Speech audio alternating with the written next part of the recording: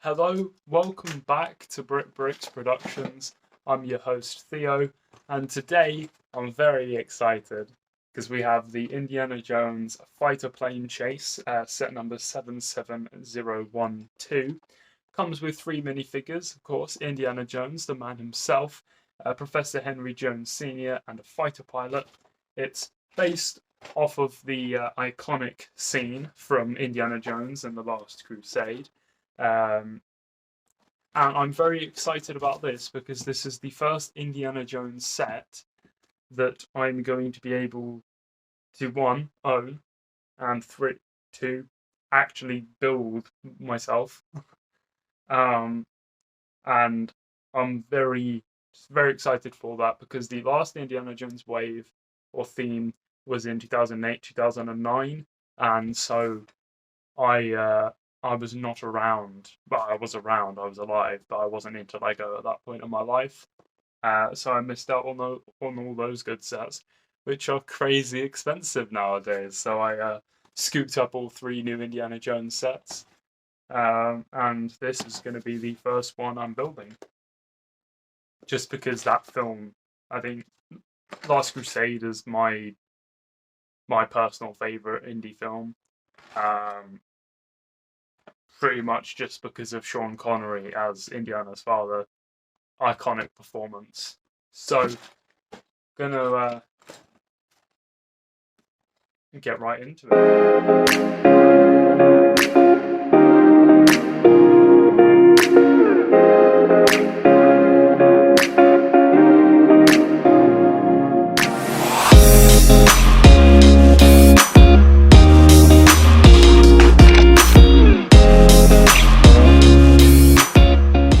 So there we have it. It is done. Now I'll show you it in a second. But a couple things I want to get to before is okay. These were the amount of stickers that we had for this set, and it's quite a bit. Like a lot of them you'd expect to be printed pieces nowadays, particularly for signage and cockpits, because Star Wars, for example, the cockpit on this plane is a sticker. I don't think it should be a sticker. Also, it being a sticker, if show you around there, it was a bit difficult for me to put on because the instruction booklet laid it out as if it was directly edge to edge. I should have known better though. And there's also army printing stickers for the plane, and stickers for the doors on the car, which I managed to put on perfectly. But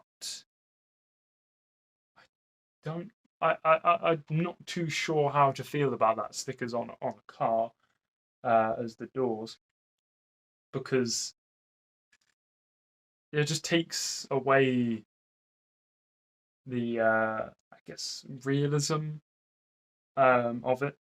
But regardless, it's still a nice set, still a nice car. Also, before I get onto the actual set itself, I like how with the with the instruction manual, you have Indy there showing you how long you've got left. I like that.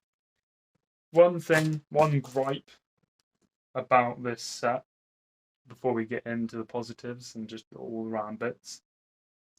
Stud shooters. This is I don't know anyone who likes stud shooters in any form, whether it be for superheroes or Star Wars or whatever it may be. I liked the concept of them, don't get me wrong, but the execution is a bit no for me, because these rather than it be guns or whatever it was on the plane in the movie, which I understand they go not doing because they're child friendly and that, but they do guns and stuff for Star Wars, so don't know. But it's just a minor gripe for me because stud shooters never look nice. They never fit in with the set, with the build, and you will always lose them. You will always lose the studs. Um, Even the stud shooters that they gave for Clone Trooper minifigures back in the day, awful, just awful. But anyway, regardless, let's move on to the actual set. I'll probably take my phone off of my tripod. So it may be a bit shaky, so apologies in advance. First off, let's get into the plane. Now, as mentioned, the guns are stud shooters, as you can see there. I won't demonstrate because I don't want to lose the pieces and they will go flying. The propeller is made up of scuba pieces, or like the scuba oars. It's pretty simple. I do like the overall build of this plane. Obviously got the flames from the jet engines, got the wheels. The wings are attached via, I can't remember what they're called, but like the Technic pieces, so they can be sprung off to replicate the iconic scene of the plane going through past the car in the tunnel. The cockpit, as previously mentioned, is a sticker, and it kind of just sits on like so, just via those two studs there. The pilot sits in comfortably. There's two printed pieces in there, so if I get him out, then I might be able to show you more clearly. There they are, and obviously a joystick as well for controlling the vehicle. As for the car, it's a fairly simple build. Yeah, there's not much to it, but yeah, it sits two figures in comfortably, which unlike a lot of Lego cars you can't do, and has a chest, a little crate with pistol and umbrella, so you can recreate the iconic scenes of Henry Jones Sr. Fighting off some seagulls with his umbrella. And there's also Indy's pistol in there. There is also a briefcase which can contain Henry's map, although because there is a spare piece of the map, which he's holding in his hand. So just that piece, and that is not much. Oh, actually, yes. A gripe, minor gripe, admittedly, very minor gripe. There is nowhere for Indiana's whip to go in the car. I mean, it could just sit on or sit in the lap, but because obviously from how big the whip is, you can't really fit in the car without moving the windscreen absurdly forward, and you can't really fit it in to the crate either. But that is not a major issue. It's just one of those minor little gripes, but I'm sure if Lego could have done anything about it, they would have. Here's a closer look at the crate, and that just slots in on those pieces. Now, before we get to the minifigures, there's also this little kind of cross bit with the sign to Berlin and the tunnel warning up ahead. It's very, very simple build. Only a few pieces, but still nice to have. Moving on to the minifigures, let's start with the least interesting, the pilot, the fighter pilot. Now, he is very simple, wearing tan, obviously his flight suit, quite nice, quite detailed. Standard face, probably seen on a multitude of minifigures previously, and the air flight hat helmet piece with goggles in tan. Yeah, I mean, they could have given him leg printing, but there's no need. So yeah, fairly good minifigure. Next, moving on to the man himself, Henry Jones Sr. He has his old tweed suit. Again, could have given him leg printing, but because it's a suit, there's all kind of just one colour, so there's no proper need. A couple creases in the back, and obviously the back of his collar. Got his iconic bucket hat piece. At least I have just called it a bucket hat, but I don't know if it actually is a bucket hat. I don't know what the correct piece is, but I believe that is the original piece that was used in the original Indiana Jones theme. Here's a closer look at his head. Obviously the detailing for his beard and kind of moustache, kind of grey eyebrows and tiny gold glasses. He's also carrying his diary, which, as mentioned, can go in the suitcase that is in the car. Now, before I put that on, I do have the old version of Henry Jones Sr. to compare. Now, if we look a little bit closely, the old Henry Jones Sr., the one on the left, had his diary printed in his pocket, and obviously thinner detailing.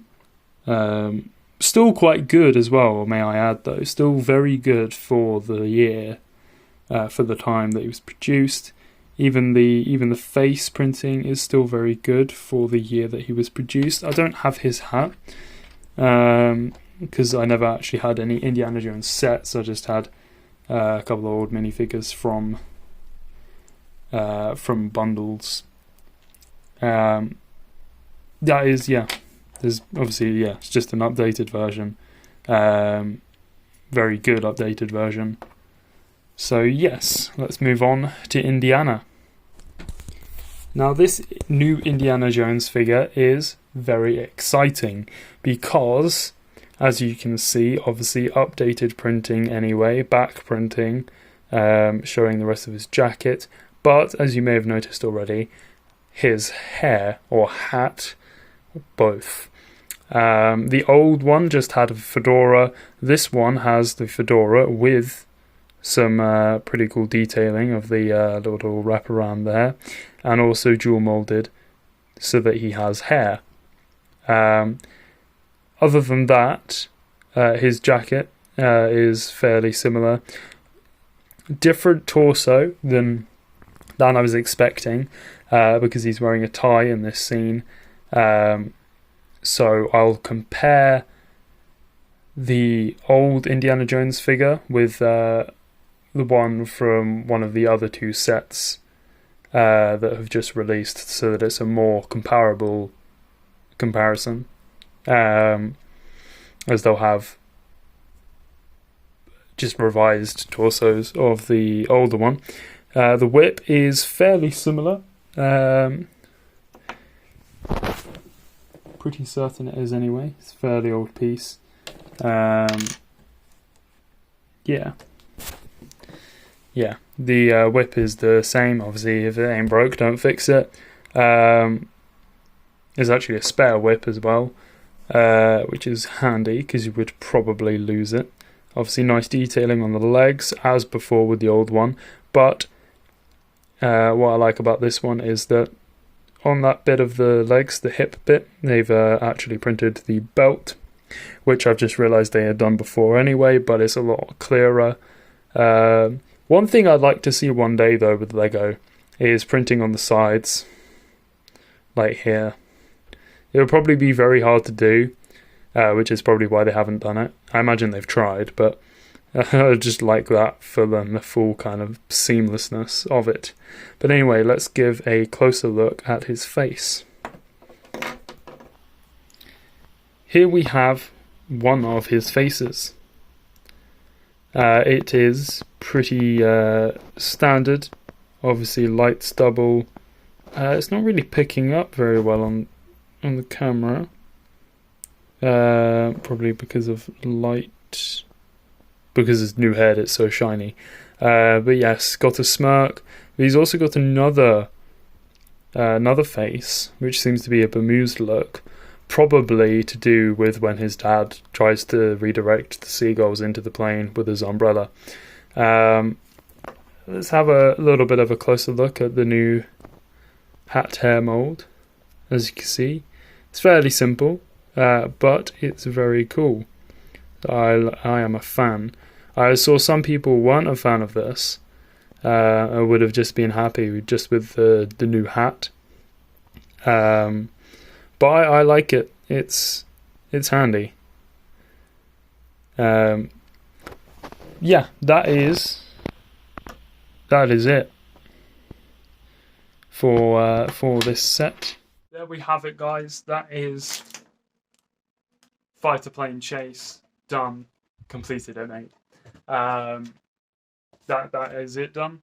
If you enjoyed, feel free to subscribe, like the video, comment any other sets that you'd be interested in seeing on this channel, and I'll see if I can do anything about that. And make sure to follow me on Instagram as well. The link will be in the description below. And have a nice day.